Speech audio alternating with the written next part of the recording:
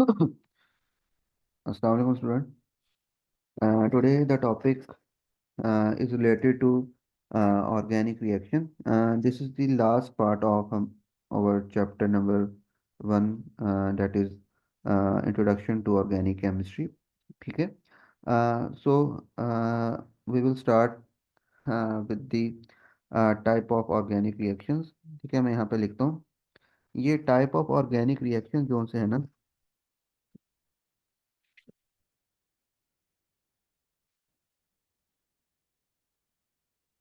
Types of organic reactions. अच्छा बेटा, ये जो से हमारे रिएक्शंस है ना, ये हमारे डिपेंड करता है on the breaking of covalent bonds. ठीक है, ये आपने याद रखना है. ये आपने नहीं करना कि हमारे जो ऑर्गेनिक रिएक्शंस हैं वो डिफरेंट ऑर्गेनिक रिएक्शंस होते हैं, जो आगे हमने जाके डिटेल में पढ़ने भी हैं. ये बेसिकली जो हम रिएक्शंस पढ़ेंगे ये डिपेंड करता है ब्रेकिंग ऑफ कोवलेंट बॉन्ड्स पे. ठीक है, ये कोवलेंट बॉन्ड्स जब ब्रेक होंगे तो हमारे कौन से टाइप के रिएक्शंस होते हैं वो हमें देखना है. ठीक है, इसमें सबसे पहले हमारे पास बेसिकली दो टाइप के रिएक्शंस हैं. ठीक है, number 1 is homolytic fission reaction. ठीक है, ये बेसिकली फिजन रिएक्शंस होते हैं. Fission means break down. तो ये होमो और मैं हेट्रो का आपको समझाता हूँ बेसिकली होता क्या है. And second one is home heterolytic. ठीक है, अब ये यहाँ पे अगर आप समझें ये वर्ड होमो है एंड दिस इज हेट्रो.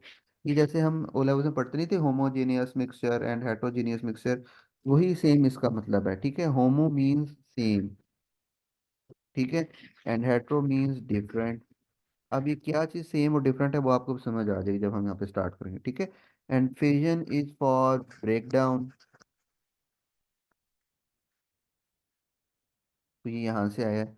ठीक है, तो यानी कि बेसिकली ये होता ही है कि जब हमारे ऑर्गेनिक हमने ऑर्गेनिक रिएक्शन में पढ़ना है कि जब भी उसके कोवलेंट बॉन्ड्स, यानी कि जैसे ये फॉर एग्जांपल ये बॉन्ड ब्रेक होना है ना यहाँ से, तो ये वाला, तो ये बेसिकली या होमोलाइटिक होगा या ये हेट्रोलाइटिक फिजन हो सकता है. ये दो केसेस हो सकते हैं. तो हम ये देखते हैं अभी किस तरह हम डिसाइड करते हैं और ये बेसिकली किस तरह ये ब्रेकिंग होती है. ठीक है, तो सबसे पहले हम इसमें स्टार्ट करते हैं विद होमोलाइटिक फिजन. ठीक है, इसको ध्यान से इसे नोट भी करें और इसका ये इंपॉर्टेंट है स्टॉप. ठीक है, homolytic fission. Homolytic fission basically मैं आपको एग्जांपल समझाता हूँ. जैसे ये आपके पास HCl है. ठीक है, और ये इसके क्लोरीन के मैं यहाँ पे लोगों पे शो करा देता हूँ. अब मैं आपको ये जब ब्रेक हुआ,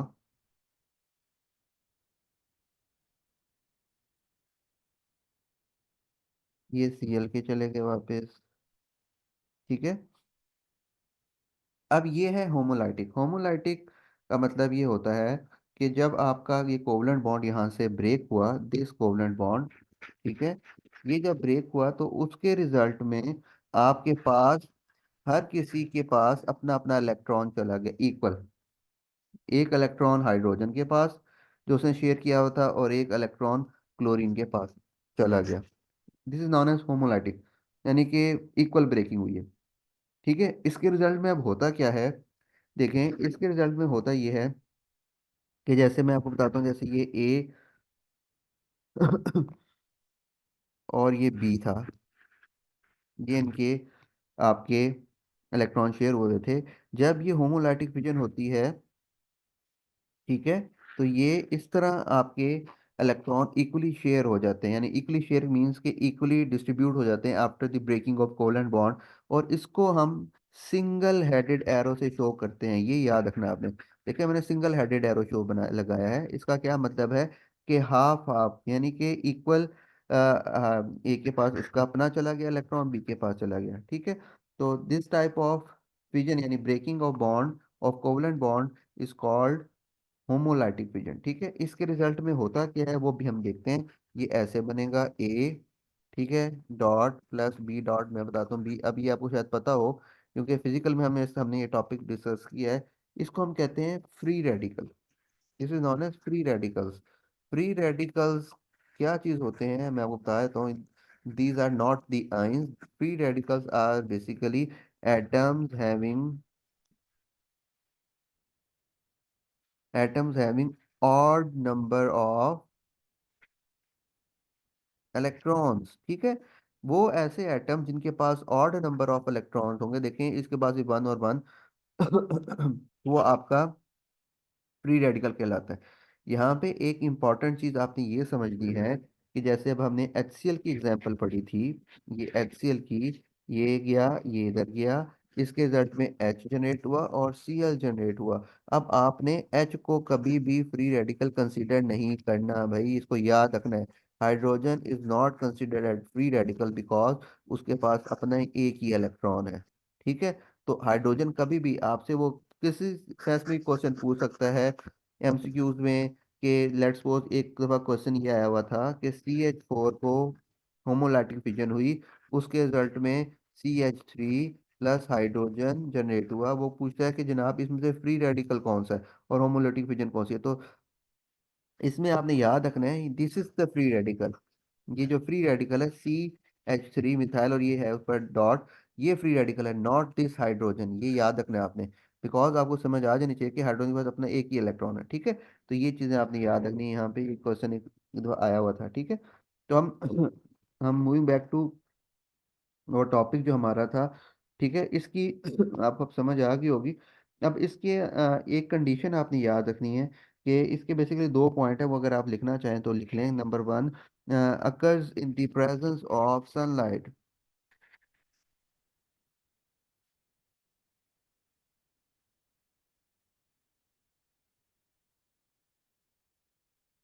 यानी कि सनलाइट या UV लाइट आप लिख लें। ठीक है, UV लाइट ये इसकी प्रेजेंस में होती है होमोलैटिक फिजन, ये ऐसी कंडीशन है। ठीक है, सनलाइट या UV लाइट अगर आपको देगा क्वेश्चन में तो फिर ही आपने उसकी होमोलैटिक फिजन करवानी है। ठीक है, and second one is the point, अगर आप नोट करें, results in the formation of free radicals, results in the formation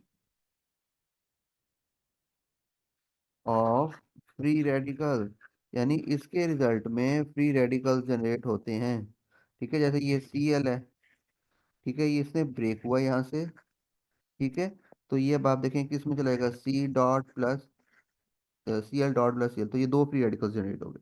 ठीक है, तो ये आपने ये हम आगे अगले चैप्टर्स में हम इसका पूरा मैकेनिज्म हम करेंगे, लेकिन फिलहाल आपने इसको समझना है कि होमोलैटिक फिजन होती कैसे है। ठीक है, इसके बेसिकली यहाँ पे अगर हम देखें तो ये इसके ना, ये बेसिकली तीन स्टेप्स में होता है। एक कहते हैं इनिशिएशन स्टेप, ये हम पढ़ेंगे बेटा आगे, तो आपको क्लियर होगा, वहां पे ही हम पूरा मैकेनिज्म करेंगे। दूसरा होता है propagation, and third one is termination step. ठीक है, तो इनिशिएशन का मतलब ये होता है कि इसमें फ्री रेडिकल, इस स्टेप में फ्री रेडिकल जनरेट होता है। ठीक है, मैं भी आपको यहाँ पे ओवरव्यू देता हूँ होता क्या है। प्रोपिगेशन में क्या होता है कि ये जो फ्री रेडिकल है ये further free radical will attack other molecule. ठीक है, ये अदर मॉलिक्यूल पे अटैक करता है और उसमें से फ्री रेडिकल बनाता है। And last one is the termination step. And termination step में क्या होता है, टर्मिनेशन स्टेप में जो फ्री रेडिकल्स हैं, यानी लेट्स सपोज ये free radical plus this free radical, कोई भी एक हुआ उसमें फ्री रेडिकल जनरेट हुए, तो ये फ्री रेडिकल मिलके एक कंपाउंड मॉलिक्यूल बना लेंगे। ठीक है, तो this these are basically three steps involve in homolytic fission. ठीक है, होपफुली आपको ये क्लियर होगा होमोलाइटिक फिजन होती क्या है। मैं दोबारा बताता हूँ आपको, देखें होमोलाइटिक फिजन बेसिकली आपकी, हमने फिजन रिएक्शन पढ़ रहे हैं, that is the breaking of covalent bond. ये दो तरीकों से हो सकता है, number one is homolytic and other one is hydrolytic. ठीक है, होमोलाइटिक में सेम ब्रेकिंग होती है, एक इलेक्ट्रॉन शेयरिंग हुई होती है, एक इलेक्ट्रॉन एक एटम के पास and second electron second atom के पास चला जाता है, और उसको हम हाफ हेडेड एरो से शो करते हैं। इसके रिजल्ट में फ्री रेडिकल्स जनरेट होते हैं, और ये फ्री रेडिकल्स हाईली अनरिएक्टिव, वो रिएक्टिव पार्ट भी होता है और अनस्टेबल होते हैं, ठीक है, this are reactive as well stable, unstable sorry, ठीक है, तो अनस्टेबल होंगे तो रिएक्टिव होते हैं, ठीक है। और ऑड नंबर ऑफ इलेक्ट्रॉन्स होते हैं, ठीक है। और इसमें कुछ एग्जांपल्स हमने की हैं। कंडीशंस इसलिए दो आपने याद है, occur in the presence of sunlight और UV light and results in the formation of free radicals. इसके बाद ये जो है तीन स्टेप्स इसके होते हैं, इनिशिएशन, प्रोपिगेशन एंड टर्मिनेशन। तो ये आपका था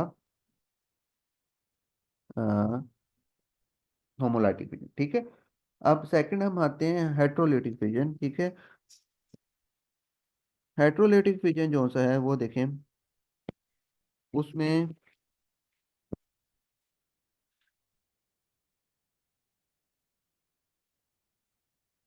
क्या किस तरह ब्रेकिंग होती है वो देखें आप। हेट्रो का मतलब होता है डिफरेंट, ठीक है। तो इसमें क्या होता है देखें, अब मैं एग्जांपल वही आपको समझाता हूँ। देखिए एच और सी एल की हमने एग्जांपल की थी, ठीक है। एच और सी एल की अगर आप एग्जांपल देखें तो ये शेयरिंग हुई भी है, ठीक है। यहाँ पे क्लोरीन के अपने जो हैं वो आ गए। अब इसके रिजल्ट में अब ये कि मैं आपको जब बनाऊंगा ना, आपको क्लियर हो जाएगा कि हो क्या रहा है। ये यहाँ पे ये हो गया प्लस सी एल, ठीक है, क्लोरीन,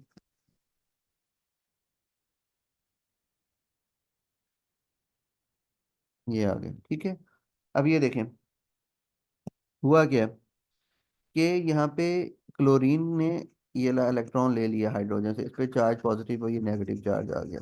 अब ये क्या शो कर रहा है भाई, ये चीज शो कर रहा है कि ये जो ब्रेकिंग हुई है ये अनइवन ब्रेकिंग हुई है, uneven breaking of covalent bond. अब ये uneven breaking of covalent bond कब हुई और कैसे होती है कि आपको पता है कि chlorine is more electronegative than hydrogen, तो ये इलेक्ट्रॉन्स को अपनी तरफ खींचेगा, और जब ये बॉन्ड ब्रेक होगा तो ये इलेक्ट्रॉन ले जाएगा, जिसकी वजह से इस पे नेगेटिव चार्ज डेवलप हो जाएगा, और हाइड्रोजन डेफिशिएंट होने की वजह से इलेक्ट्रॉन पॉजिटिव चार्ज डेवलप हो जाएगा। तो अगर uneven breaking of covalent bond होगी, दैट इज हेट्रो। आप समझ आइए आपको हेट्रो क्या मतलब है, डिफरेंट, ठीक है। अगर होमो का तो सेम, और हेट्रो मतलब डिफरेंट, यानी कि कोवलेंट बॉन्ड जब ब्रेक हुआ है तो अनइवन ब्रेकिंग हुई है, ठीक है। और वो जो ज्यादा इलेक्ट्रोनेगेटिव होगा वो इलेक्ट्रॉन ले जाएगा। जैसे अगर फॉर एग्जांपल ओ और एच का बॉन्ड है, ठीक है, यहाँ पे शेयरिंग हुई हुई है फॉर एग्जांपल, तो ये इलेक्ट्रोनेगेटिव ज़्यादा है तो ये इलेक्ट्रॉन ले जाएगा, और हाइड्रोजन डेफिशिएंट हो जाएगा, उसमें प्लस का चार्ज आ जाएगा, ठीक है। तो इस टाइप की ब्रेकिंग को हम कहते हैं हेट्रोलाइटिक फिजन, ठीक है। अब इसके रिजल्ट में इसको लिखना कैसे होता है, देखें एच सी एल है for example, H C L. अब क्लोरीन तो ले गया ना इलेक्ट्रॉन, तो आपने फुल इस तरह शो करना है एरोज, आपने बेसिकली बेटा आपने याद रखना, हमने मैकेनिज्म्स करने हैं आगे, तो ये एरोज की इंपॉर्टेंस है, इसके नंबर होते हैं, ठीक है। इनको हम कहते हैं कर्ली एरोज, ये आपने बनाने होते हैं। तो ये बनेगा क्या, इसके रिजल्ट में आपके पास फ्री रेडिकल्स जनरेट नहीं होते, बल्कि आयंस जनरेट होते हैं। क्या जनरेट होते हैं, आयंस, ठीक है। एक और एग्जांपल अगर हम देते हैं, ये देखें ब्रोमो, ठीक है। अब ब्रोमीन अब पता है कि ज्यादा है, तो ये ले जाएगा, इसका एरो लगाना है आपने। एरो क्या शो कर रहा है जनाब, कि ये आपका पॉजिटिव और ये आपका आ जाएगा ब्रोमीन नेगेटिव, ठीक है। तो ये बेसिकली ज्यादा इलेक्ट्रोनेगेटिव था, तो ये ले लिया। अच्छा बेटा ये जो चीज़ है ना, ये जो जनरेट हुई है, ये चीज़ इसको हम कहते हैं कार्बोकेटाइन, ठीक है। इसके बारे में भी बेसिकली आगे जाके डिटेल में पढ़ना है, लेकिन इसको यहीं पे समझना इंपॉर्टेंट है, क्योंकि फिर आपको समझ नहीं आएगी। इसको हम कहते हैं कार्बोकेटाइंस। अब ये कार्बोकेटाइन कैसे है, इसको देखें, देखें ये कार्बन पे पॉजिटिव चार्ज आ गया ना, तो ये कार्बो यहाँ से आया। Cation basically due to cations are positive ions, ये आपको पता है। तो ये क्योंकि इस पे पॉजिटिव चार्ज डेवलप हुआ है इस कार्बन पे, यानी कि ये बेसिकली ये है हाइड्रोजन हाइड्रोजन हाइड्रोजन, तो कार्बन का एक बॉन्ड शॉर्ट हुआ, इसके वजह से इस पे पॉजिटिव चार्ज डेवलप हो गया। इस तरह के कार्बन को हम कहते हैं कार्बोकेटाइन। ये इंपॉर्टेंट है, इसने आपकी जान नहीं छोड़नी पूरी ए लेवल की केमिस्ट्री में। कार्बोकेटाइंस हैं, ठीक है। तो इसको आपने ध्यान से समझना है, ठीक है। तो इसको हम बेहतर है, जैसे यहाँ पे कुछ एग्जांपल, जैसे ये लिखा हुआ आपको नजर आएगा, CH3 पॉजिटिव या C2H5 पॉजिटिव, ठीक है। ये इलेक्ट्रॉन डेफिशिएंट होते हैं, वही हम कहते हैं कार्बोकेटाइंस, इलेक्ट्रॉन डेफिशिएंट, ठीक है। अब इनके बारे में थोड़ा हम डिस्कस कर लेते हैं ताकि आपको इसका क्लियर हो जाए, ठीक है। तो कार्बोकेटाइंस की बेसिकली टाइप्स होती हैं, ठीक है। नोट कर लें बेसिकली इसको, ये है टाइप्स ऑफ कार्बोकेटाइन, ठीक है। अब टाइप्स ऑफ कार्बोकेटाइन, बेसिकली तीन कार्बोकेटाइंस होते हैं, ठीक है। अब वो कैसे हैं देखें। Number one is primary carbocation, number two is secondary, and number three is tertiary carbocation, ठीक है। ये तीन टाइप्स के कार्बोकेटाइंस होते हैं जिनको हमने करना होता है, जो आपको समझ आने चाहिए, ठीक है। अब ये देखें कैसे करते हैं।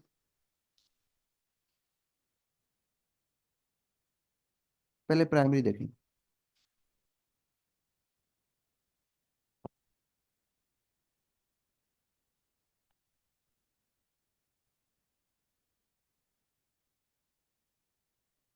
अब मैं बनाता हूँ,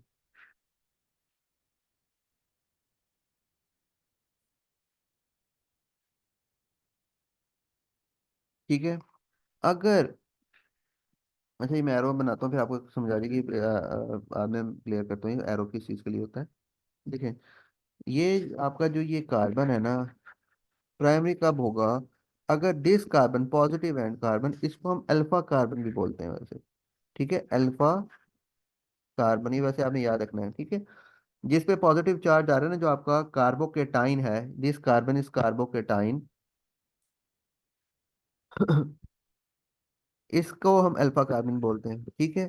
अगर ये कार्बन एक एंड से किसी आर ग्रुप के साथ अटैच, यानी कि पीछे से किसी एक, सिर्फ एक एंड से, कोई भी आर ग्रुप हो सकता है, CH3 C2H5 कोई भी, अगर एक साइड से अटैच है, देखें बाकी दोनों एंड पे तो इसके हाइड्रोजन है, और ये कार्बोकेटाइन तब बनेगा जब ये तीन बॉन्ड बनाएगा ना, चौथा बनेगा तो वो तो कार्बोकेटाइन ना रहा।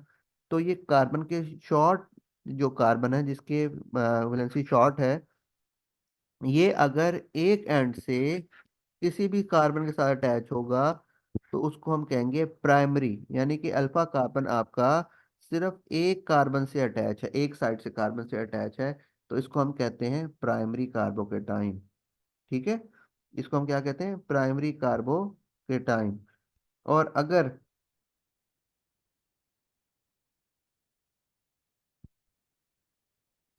अब सेकेंडरी देखें।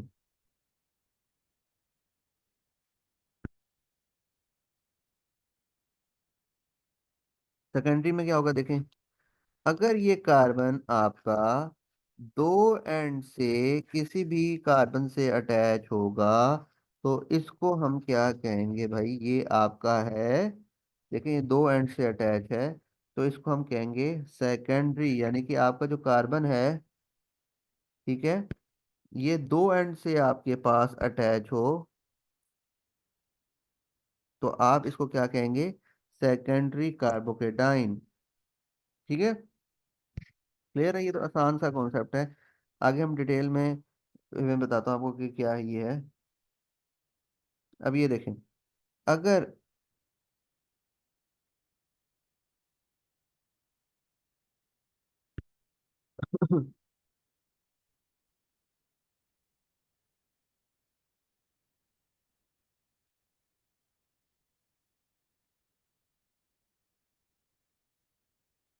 टर्शी पे हैं।